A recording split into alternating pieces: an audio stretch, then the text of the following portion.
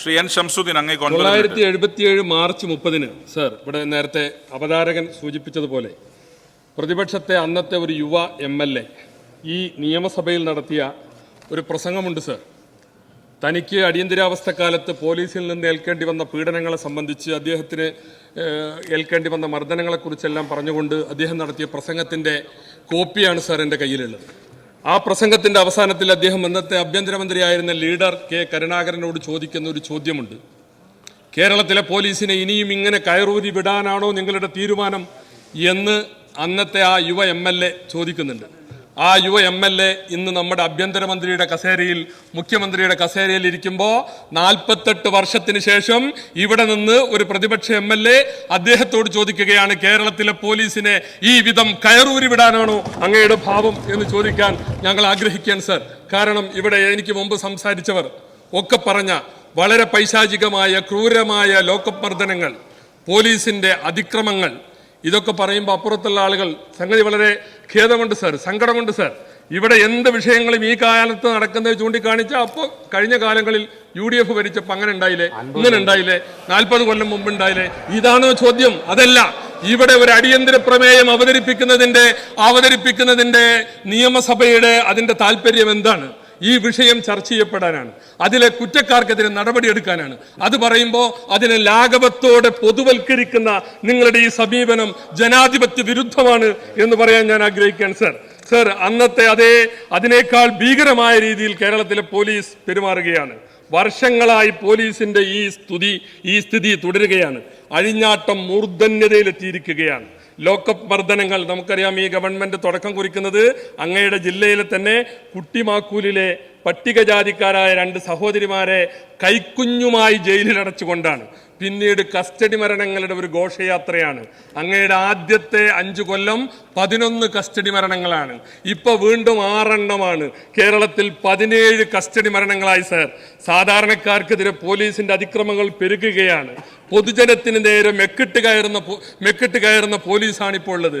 ജനമൈത്രി പോലീസല്ല, ഗുണ്ടാമൈത്രി പോലീസാണ് സർ ഇപ്പൊ നമ്മുടെ രാജ്യത്തുള്ളത്. ഇപ്പോഴത്തെ സംഭവ പരമ്പരകൾ നിങ്ങൾ നോക്കൂ സർ. ഇവിടെ അമ്പലവാസിയായ ഒരു പാവം ചെറുപ്പക്കാരൻ, അമ്പലത്തിലെ പൂജയും കർമ്മങ്ങളൊക്കെ ആയിട്ട് കഴിയുന്ന, മദ്യം ജീവിതത്തിൽ തൊട്ടിട്ടില്ലാത്തൊരു ചെറുപ്പക്കാരൻ, ആ ചെറുപ്പക്കാരനെയാണ് മദ്യപിച്ച് കുഴപ്പമുണ്ടാക്കിയെന്ന് പറഞ്ഞിട്ട് യൂത്ത് കോൺഗ്രസിന്റെ മണ്ഡലം പ്രസിഡന്റ്, ആ ചെറുപ്പക്കാരനെയാണ് നിങ്ങൾ പോലീസ് അറസ്റ്റ് ചെയ്യുന്നത്. എന്നിട്ടോ അന്ന് പരാതി കൊടുത്തു, മുഖ്യമന്ത്രിക്ക് അന്ന് പരാതി കൊടുത്തതാ. ഇപ്പൊ പറയണത് അന്നത്തെ സംഭവമല്ലേന്നാ. അന്നത്തെ സംഭവത്തിന്റെ ഇന്നത്തെ പ്രസക്തി എന്താ? ഇന്ന് അതിന്റെ വീഡിയോകൾ വിവരാവകാശ നിയമപ്രകാരം പുറത്തു വന്നു. അപ്പോഴാണ് ലോകം അറിയുന്നത്, ചാനലുകളിലൂടെ. നമ്മൾ കണ്ടില്ലേ സർ ആ ചെറുപ്പക്കാരനെ എത്ര ക്രൂരമായിട്ടാണ് സർ പോലീസ് മർദ്ദിക്കുന്നത്. അപ്പൊ മുഖ്യമന്ത്രി അന്നും പറയും, നിങ്ങൾ ഇങ്ങനെ ഈ ഒറ്റപ്പെട്ട സംഭവങ്ങളൊക്കെ പറഞ്ഞിട്ട് പോലീസിന്റെ മനോവീര്യം കളയരുത്. പോലീസ് സർ, ഞാൻ ഇപ്പോഴും ബഹുമാനപ്പെട്ട മുഖ്യമന്ത്രിയോട് പറയുന്നു, പോലീസിന്റെ മനോവീര്യത്തെക്കാൾ പ്രധാനമാണ് സർ ഈ നാട്ടിലെ സാധാരണക്കാരന്റെ അന്തസ്സും അഭിമാനവും. ആ അന്തസ്സും അഭിമാനവും ചവിട്ടി മതിക്കുന്ന പോലീസിന് അങ്ങ് നൽകുന്ന ഊർജമാണ് ഈ മനോവീര്യത്തിന്റെ വർത്തമാനം. എപ്പോൾ നോക്കിയാലും പറയും, നിങ്ങൾ ഈ ഒറ്റപ്പെട്ട സംഭവങ്ങൾ വന്ന് പറഞ്ഞിട്ട് പോലീസിന്റെ മനോവീര്യം കളയരുത് എന്ന്. ഇന്നലെ LDF യോഗത്തിൽ 40 മിനിറ്റ് നേരം ബഹുമാനപ്പെട്ട മുഖ്യമന്ത്രി പ്രസംഗിച്ചതാണത്രേ ഒറ്റപ്പെട്ട സംഭവങ്ങളാണെന്ന്. ഒരുപാട് ഒറ്റപ്പെട്ട സംഭവങ്ങൾ ചേർന്നാലാണ് ഒരുപാട് വലിയ സംഭവങ്ങളായിട്ട് മാറുക. എല്ലാം ഒറ്റപ്പെട്ട സംഭവങ്ങളാണ് സർ. ഇങ്ങനെ ന്യായീകരിക്കരുത് സർ. അത് കഴിഞ്ഞ് നമ്മളെ നെട്ടിക്കുന്ന മറ്റൊരു വാർത്ത കണ്ടു. പീച്ചിയിലെ ഹോട്ടൽ മാനേജർ പരാതി കൊടുക്കാൻ പോയതാ. ഒരു ജെന്റിൽമാൻ, എത്ര പാവപ്പെട്ടൊരു മനുഷ്യൻ, ഒരു ജെന്റിൽമാൻ, അയാളെ മുഖത്തടിക്കുന്നത് നമ്മൾ കണ്ടില്ല സർ. പോലീസ് പച്ചക്കായലുടെ മുഖത്തടിക്കുകയാണ്, പരസ്യമായിട്ട് കൈക്കൂലി ചോദിക്കുകയാണ് സർ.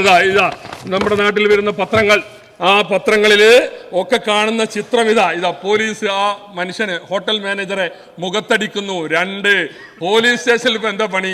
5 ലക്ഷം റുപ്യ വാങ്ങിയിട്ട് വീതം വെക്കാണ്. ഇതാ ചിത്രം വരുന്നത്. 5 ലക്ഷം രൂപ വീതം വെക്കുന്ന ചിത്രമാണ് സർ നമുക്കിവിടെ കാണാൻ കഴിയുന്നത്.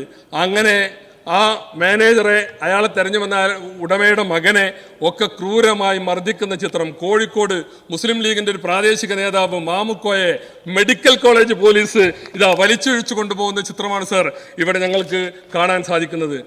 ആലപ്പുഴയിൽ ഒരു DYSP ഉണ്ട്. ഈ ജാതി പോലീസുകാരാണ് നിങ്ങളെ കൂട്ടുകാർ. എന്താണ് പേര്? മധു ബാബു. ഒരു സൈനികനെ ഈ രാജ്യത്തിന് കാവൽ നിൽക്കുന്ന ഒരു സൈനികനെ ക്രൂരമായി മർദ്ദിച്ചത് നമ്മളിപ്പോ ഈ അടുത്ത് കണ്ടു. ഒരു കുടുംബ കേസുമായി ബന്ധപ്പെട്ട് ഒരു അഭിഭാഷകനെ വിളിച്ച് ക്രൂരമായി ആക്രമിച്ചത് ഈ ഡിവൈഎസ്പിയുടെ ഒരു ഹോബിയാണ്. ഈ ഡിവൈഎസ്പി അടക്കമുള്ള നിങ്ങളുടെ പോലീസുകാരൊക്കെ ഇപ്പൊ നല്ല ENT സ്പെഷ്യലിസ്റ്റുകളാണ്. നല്ല ചെവി കണ്ട് അവർ കയറി അടിക്കും.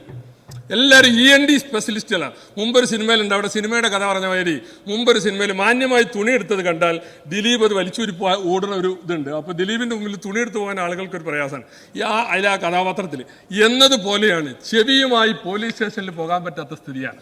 ചെവി അടിച്ചു പൊട്ടിക്കുന്ന ENT സ്പെഷ്യലിസ്റ്റുകളാണ്. ഈ സംഭവങ്ങളിലൊക്കെ നമുക്ക് അത് കാണാൻ കഴിയും സാർ. വടക്കാഞ്ചേരിയിലെ പോലീസ് KSUക്കാരെ കൊണ്ടുപോയത് എമ്മാതിരി കൊണ്ടുപോല. അജ്മൽ അമീർ കസബിനെ വലിയ ഭീകരവാദികളൊക്കെ കൊണ്ടുപോണ മാതിരി മുഖം മുഴുവനും കറുത്ത മുഖം മൂടിയിട്ടിട്ടാണ് സാർ കൊണ്ടുപോയത്. SFIക്കാർക്ക് തലോടലും KSUക്കാരെ ഈ വിധമാണ് നിങ്ങൾ ചെയ്യുന്നത്. എന്തിന്? യൂത്ത് കോൺഗ്രസിന്റെ ജില്ലാ പ്രസിഡന്റ് നേമം സജീറിനെ എത്ര ക്രൂരമായിട്ടാണ് SI സമ്പത്ത് എന്ന് പറയുന്ന ആൾ മർദ്ദിച്ചത്. പരാതി തന്നില്ലേ? നിങ്ങൾ വല്ല നടപടിയും സ്വീകരിച്ചോ? 7 വർഷത്തിന് ശേഷമാണ് കേസെടുത്തത്. കോടതി പോയിട്ട് 7 വർഷത്തിന് ശേഷം കസ്റ്റഡി മരണങ്ങൾ. വരാപ്പുഴയിലെ വിനായകൻ എന്ന് പറയുന്ന ദളിത് യുവാവ് പോലീസ് മർദ്ദനത്തിൽ കൊല്ലപ്പെട്ടു. ഞങ്ങൾ തന്നെ ഇവിടെ അവതരിപ്പിച്ച അടിയന്തര പ്രമേയമുണ്ട്. താനൂരിലെ താമിർ ജിഫ്രി എത്ര പൈശാചികമായിട്ട് മലദ്വാരത്തിൽ പോലും ലാത്തി കയറ്റിയ പോലീസാണ് അങ്ങയുടെ പോലീസ്. വളരെ ക്രൂരമായി. അന്ന് ഞങ്ങൾ ഇവിടെ ആവശ്യപ്പെട്ടു കൊലക്കുറ്റത്തിന് കേസെടുക്കണമെന്ന്. നിങ്ങൾ പറഞ്ഞു പറ്റൂലാന്ന്. പക്ഷേ ഇപ്പൊ CBI വന്നില്ലേ? കൊലക്കുറ്റത്തിന് കേസെടുത്തില്ലേ? നിങ്ങൾ സംരക്ഷിക്കാൻ നിന്ന് മലപ്പുറം SP സുജിത് ദാസ് കേസിൽ പ്രതിയായില്ലേ? ഇതൊക്കെ അന്ന് ഞങ്ങൾ അസംബ്ലിയിൽ പറഞ്ഞതാണ്. അപ്പൊ അപ്പോഴും നിങ്ങൾ പറയും പോലീസിന്റെ വീര്യം കെടുത്തരുത്, ഇവരൊക്കെ നല്ല പോലീസാണെന്ന്. ആ പോലീസും നിങ്ങളും തമ്മിലുള്ള ഒരു രാഷ്ട്രീയമായ അവിശുദ്ധ ബന്ധമുണ്ട്. അത് തന്നെയാണ് ഇതിനൊക്കെ നിങ്ങൾ പലതിനും പോലീസിന് ഉപയോഗിക്കുന്നുണ്ട്. സ്വപ്ന സുരേഷ് വെളിപ്പെടുത്താൻ പോകാന്ന് പറഞ്ഞപ്പോൾ മധ്യസ്ഥം പറയാൻ പോയത് ആരാ? കേരളത്തിലെ ഉന്നതനായ ഒരു പോലീസാണ്. അപ്പോൾ പോലീസിനെ കൊണ്ട് നിങ്ങൾ ഈ ജാതി പണിയെടുപ്പിക്കുമ്പോൾ പോലീസ് കാണിക്കുന്ന തോന്നിയാസങ്ങൾക്ക് അംഗീകരിക്കേണ്ടി വരും. അത് കഴിഞ്ഞിട്ട് പിന്നെ നമ്മൾ കണ്ടു ADGP അജിത് കുമാറിന്റെ ഇടപെടലുകൾ. RSSന്റെ നേതാവ് ദത്താത്രേയ ഹൊസ്ബിളയുമായി സംസാരിച്ചത്, റാം മാധവുമായി സംസാരിച്ചത്, പൂരം കലക്കിയത്. ഇതിലൊക്കെ അജിത് കുമാറിന്റെ പങ്ക് എന്താണെന്ന് എല്ലാവർക്കും അറിയാം. ആർക്ക് വേണ്ടി അജിത് കുമാർ ഇത് ആർക്ക് വേണ്ടിയാണ് ചെയ്തത് സർ? അതുപോലെ തന്നെ അങ്ങനെയുള്ള ഒട്ടനവധി സംഗതികൾ. ഇപ്പോ CPIയുടെ നേതാവ് ശ്രീ ചന്ദ്രശേഖരൻ ഇവിടെ പ്രസംഗിച്ചു, പോലീസൊക്കെ വളരെ ഭദ്രമാണെന്ന്. അദ്ദേഹത്തിന്റെ സമ്മേളനത്തോട് നീതി പുലർത്തണമായിരുന്നു. CPIയുടെ സംസ്ഥാന സമ്മേളനം കഴിഞ്ഞു. ഏറ്റവും കൂടുതൽ വിമർശിക്കപ്പെട്ടത് പോലീസാണ്. അവിടെ നിന്നും കടന്ന് ഞങ്ങൾ പത്രത്തിൽ വായിച്ചതാണ്. ഞങ്ങൾ അതിനകത്ത് വന്നിട്ട് രഹസ്യവർക്കൊന്നും നടത്തിയില്ല. ഞങ്ങൾ അവിടുന്ന് കേട്ടതാണ്. മുഖ്യമന്ത്രിക്കെതിരെയാണ് ഏറ്റവും രൂക്ഷമായ വിമർശനം. നിങ്ങൾ CPIക്കാർ ഈ ഗവൺമെന്റിലെ അടിയാളന്മാരാണെന്ന് വരെ നിങ്ങളുടെ പ്രതിനിധികൾ ആ സമ്മേളനത്തിൽ പറഞ്ഞു. എന്താ ഈ ജാതി പണിയല്ലേ?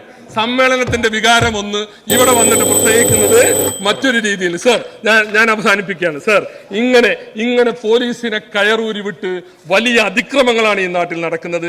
ഇന്ന് തുടക്കത്തിൽ തന്നെ ആ അതിക്രമം പുറത്തു കൊണ്ടുവന്ന മാധ്യമങ്ങൾക്കെതിരെ മുഖ്യമന്ത്രി നടത്തിയ ഒരു വർത്തമാനമുണ്ട്. മാധ്യമങ്ങളൊക്കെ വല്ലാണ്ടത് പർവ്വതീകരിക്കുന്നുണ്ടല്ലോ, അപ്പോൾ ഒന്ന് ചർച്ച ചെയ്തോട്ടെ എന്ന്. മാധ്യമങ്ങൾ അവരുടെ ധർമ്മമാണ് നിർവഹിക്കുന്നത് സർ. അതുകൊണ്ട് ഇവിടെ അവതരിപ്പിച്ച ഈ അടിയന്തര പ്രമേയത്തെ ഞാൻ അനുകൂലിക്കുകയാണ് സർ.